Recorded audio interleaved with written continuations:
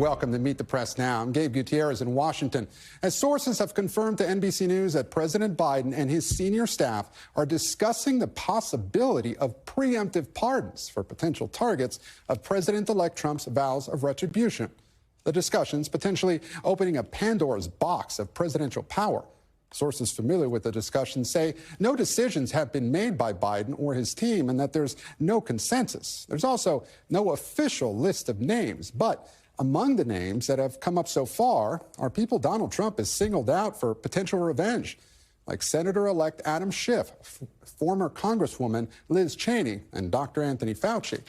This afternoon, White House Press Secretary Karine Jean-Pierre saying she would not get ahead of the president on any potential pardons, but signaling that more pardons or commutations will be made. The news comes after President Biden drew backlash from both sides of the aisle for his sweeping pardon of his son Hunter, after repeatedly and unequivocally pledging he wouldn't. Jean-Pierre addressing that decision at the first White House briefing since that pardon and ensuing backlash. I know what I said. I know what the president said. That is where we were at the time. There has been some circumstances that have changed this, right? Republicans not letting up, saying they won't stop. They're going to continue to do this. I mentioned the recent Trump appointees of legal enforcement positions, right? That said during the campaign they would have, they were out for retribution, and so no reason to not take them for the work. We should note preemptive pardons have been used by presidents in the recent past. But earlier today, House Minority Leader Hakeem Jeffries suggesting this use of pardon power is not where the president's focus should be in his final days in office. We've had no communication with the White House as it relates to potential pardons with respect to any sitting members of Congress or former members of Congress.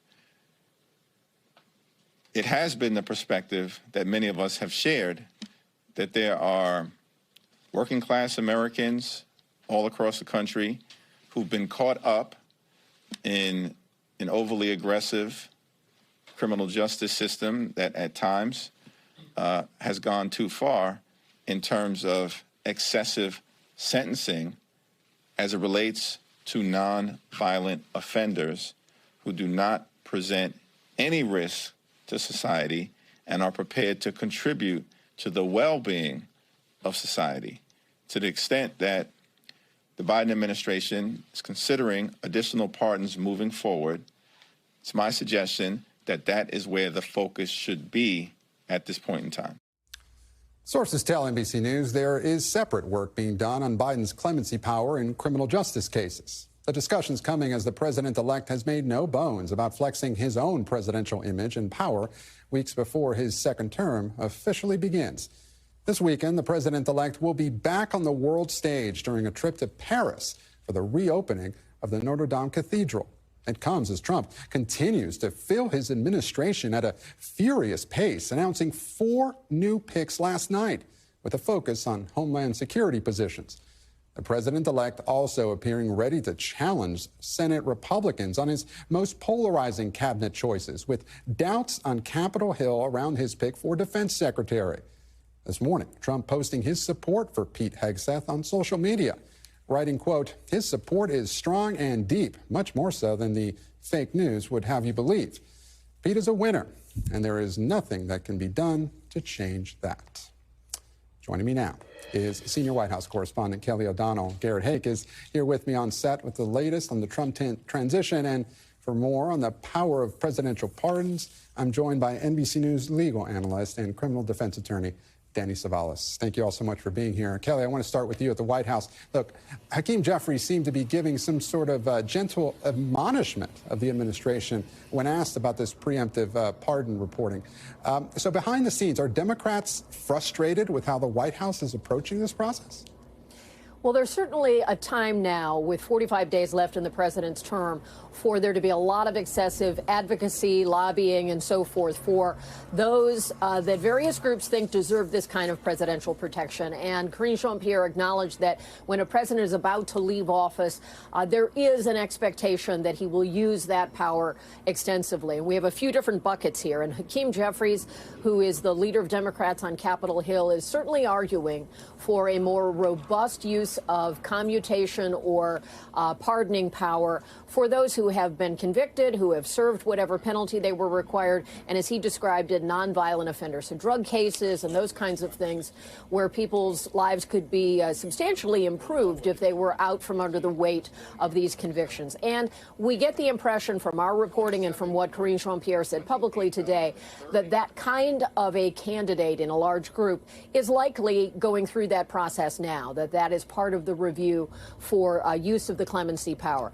The other sort of bucket is this broader, more unconventional, preemptive pardon power, which in many ways is intended to protect from investigation, from potential prosecution, from conviction, a group of people that the White House considers to be vulnerable. And it's not just that there is any kind of a suggestion that there is wrongdoing that's been done, but the process of Washington being put through investigation is a costly and difficult one, and they're trying to preempt that, in essence, if that does in fact go forward. Gabe? So, Kelly, how is the recent Hunter Biden pardon playing into all this? I know Karine Jean-Pierre seemed frustrated answering questions about that still at the White House briefing today.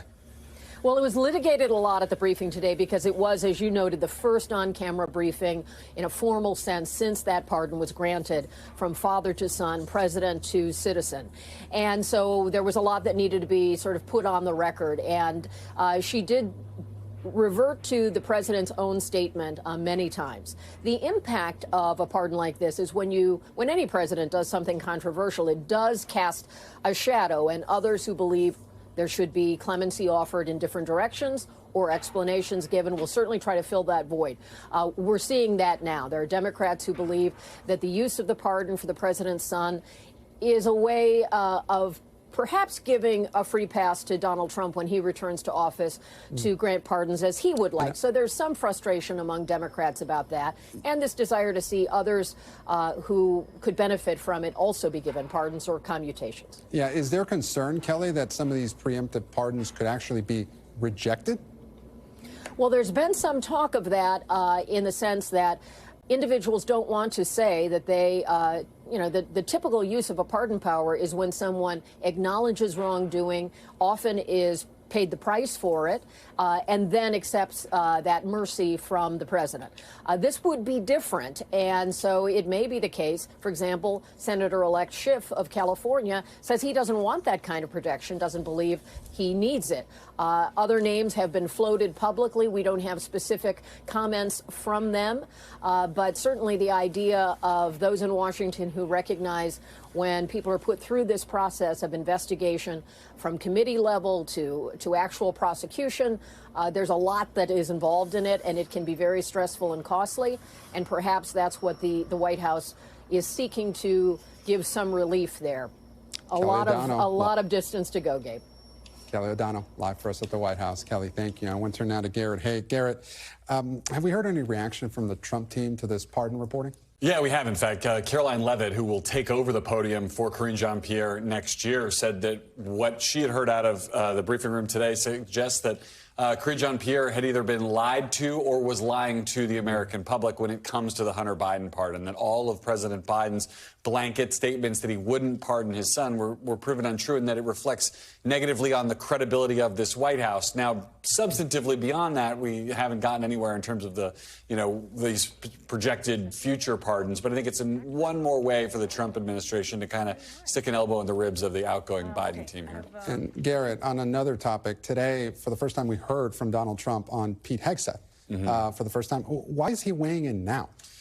That's a good question. Hegseth had a rocky start to the week on Capitol Hill, but the vibes around him certainly seemed to improve the second half of the week. He leaned in. He was told by senators and by Trump that he needed to fight for this position if he really wants it. And I think what we saw reflected in that Truth Social post is a recognition that he had done so. J.D. Vance went even further than that, by the way, today. He was in North Carolina and told reporters that Hegseth would be the guy, that he's not going to be taken down by the media, and that he's actually been making calls on his behalf, including to Joni Ernst, who, could end up being the key player in this whole drama. And so this weekend, Hegseth's lawyer says that Hegseth is going to fill out those FBI background check forms. What impact could that have next week? Could we start to see more senators back away from Hegseth depending on how that background check goes? It could be a while before we see the results of that background check, perhaps not even until right before a confirmation hearing happens. So I wouldn't expect any big change, soon based on that. But I think there is a lot of concern on Capitol Hill and at Mar-a-Lago that there could be other shoes out there to drop on Hegseth. Hegseth has hung some of his defense on this idea that he is now a changed man, that so much of these stories about him happened 4, 5, 6, even more years ago, that he's... But he's also saying some of those things are untrue. Yeah, right, exactly. I mean, look, it's a multimodal defense here, Gabe, but to the degree that he can say, I'm not that guy anymore, that's really contingent on him not being that guy anymore, and there not being more recent things coming up that, would fly in the face of that argument. So it doesn't seem that Trump pushed the Senate very hard on Matt Gaetz. Why is he sticking by Hegseth at this point? Well, I think there's a risk here of, this becoming a trend. I mean, Trump really was aggressive in his cabinet picks with people that he thought would be loyal to him, that he thought would shake up the system, that would be outside of kind of what a traditional Washington set of selections would look like. That was certainly the case with Gaetz and with Hegseth. Losing Gaetz quickly, then losing Hegseth immediately afterwards sets entirely the wrong tone. And they're not the last controversial nominees he's got up. I mean, Tulsi Gabbard has not set foot on Capitol Hill. She's supposed to be up there next week. Being 0-2, essentially, before you even get to some of the more controversial nominees is not where the president-elect wants to be. Garrett Haake covering the Trump transition. A lot to watch over the next few weeks. Garrett, thank you. You bet. I want to turn now to Danny Cevallos. So, Danny, what is your reaction to these preemptive pardon discussions? Well, preemptive pardons are fascinating because they're incredibly rare. First, broad pardons like the one given to Hunter Biden, very rare. But in a way, the Hunter Biden pardon was a preemptive pardon. Had Biden just pardoned Hunter on his specific 2 federal cases, it would not be preemptive. But when you cover a large swath of time, that's a preemptive pardon. So Biden's already done it. No reason he might not do it again. And in terms of pardoning a big group of people, that's been done as well. Washington pardoned the participants of the Whiskey Rebellion, and President Carter pardoned all the Vietnam draft dodgers, which numbered thousands of people. So there's plenty of precedent for this, and the pardon power is arguably the most broad power given to the president. It's virtually unreviewable. And if the president wants to pardon these folks preemptively for any and all conduct, as long as the conduct has already happened, that's what Supreme Court precedent tells us.